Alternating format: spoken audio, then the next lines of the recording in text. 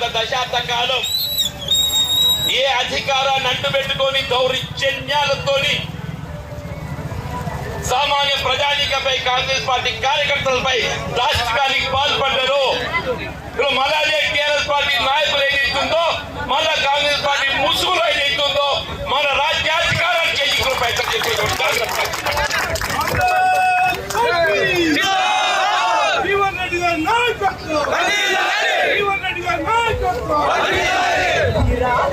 రాష్ట్రంలో కాంగ్రెస్ పార్టీ అధికారం ఇది కేవలం కాంగ్రెస్ పార్టీ కార్యకర్తల శ్రమ ఫలితం.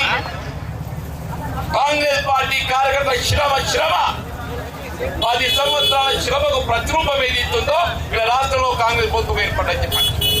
కానీ కాంగ్రెస్ పార్టీకి జీవన్ రెడ్డి గారు కూడా వేరే పార్టీల నుంచే వచ్చిన సంగతి నేను గుర్తు చేస్తా ఉన్నా. మమ్మల్ని పట్టుకొని ఎల్లకెళ్ళి వచ్చారు, బీఆర్ లెవెల్లోకి వచ్చారు, పోయినంటే అది వారి విజ్ఞతగా వదిలేస్తున్నా. ఎక్కడికి పోయేది లేదు. ఖచ్చితంగా కాంగ్రెస్ ప్రభుత్వంతో కలిసి పనిచేసి ఆ కాలంలో ఇందిరామ ఉన్నప్పుడు ఇల్లు ఎట్లా కట్టించినాం మళ్ళీ అట్లా ఇల్లు కట్టిస్తాం. ఆ పేదలు నియోజకవర్గ అభివృద్ధి కావాలని చెప్పి మేము ఆలోచించినాం. నేను ఈరోజు జీవన్ రెడ్డి గారిని సూటి ఒకటే ప్రశ్నిస్తా ఉన్నా.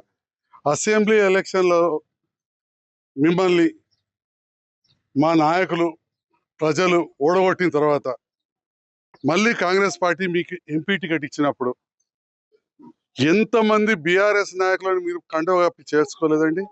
అంటే మీరు కండవ కప్పి పార్టీలో చేర్చుకున్నప్పుడు మీకు ఇవన్నీ జ్ఞాపకం రాలేదా? పాత కాంగ్రెస్ నాయకులు మా నారాయణ రెడ్డి అనో ఇట్లాంటి వాళ్ళందరూ పాత వాళ్ళు ఉన్నారు, మరి వాళ్ళకి ఇబ్బంది అవుతుందని చెప్పి ఆలోచన రాలేదా? 2 ఎంపీపీలను చేసుకున్నారు, మున్సిపల్ చైర్మన్ చేసుకున్నారు, దాదాపు 20 మంది పైన సర్పంచులు మీకు వ్యతిరేకంగా పనిచేసి నాకు పనిచేసిన వాళ్ళని మీరు మీ ఎంపీ ఎలక్షన్లు అప్పుడు చేర్చుకున్నారు, పిఎస్సిఎస్ చైర్మన్లను చేర్చుకున్నారు, డైరెక్టర్లను చేర్చుకున్నారు, ఎంతో మంది వివిధ కుల సంఘాల పెద్దలు చేర్చుకున్నారు. మరి మీరు ప్రభుత్వం వచ్చిందని చెప్పి మీకు అన్ని రకాల చూసుకుంటామని చెప్పి మీ ఎంపీ ఎలక్షన్లు అప్పుడు మీరు పార్టీలో జాయిన్ చేసుకోలేదా? అంటే మీరు చేసుకుంటే మీరు పార్టీలో జాయిన్ చేసుకుంటే ఒకటి, లేదా కొందరికి మరి ఇంకా మేము సభ్యత్వం తీసుకోలేదు కానీ ప్రభుత్వంతో మమ్మల్ని కలిసి పని చేస్తే తప్పు అయిపోతుందా? ఇది నేను జీవన్ రెడ్డి గారు సూటిగా ప్రశ్నిస్తున్నా. ఎందుకంత అసహనం వ్యక్తం చేస్తున్నారు పెద్దలు? వారు ఈ వయసులో చాలా, నేను వారికి నీతులు చెప్పాల్సింది కాదు, వారే అన్నారు కొన్ని గ్రామాలలో ఇదే చివరి ఎలక్షన్, వచ్చే ఎలక్షన్ వరకు అని చెప్పి ఇక కొన్ని మాటలు అన్నారు.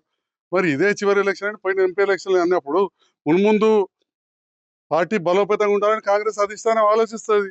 దాంట్లో తప్పేమున్నదని నేను అడుగుతా ఉన్నా. ప్రపంచంలో ఏ మూల ఏ క్షణం ఏం జరుగుతుందో వేగంగా తెలుసుకోవడానికి తొలి వెలుగు వాట్సాప్ ఛానల్ని ఫాలో చేయండి.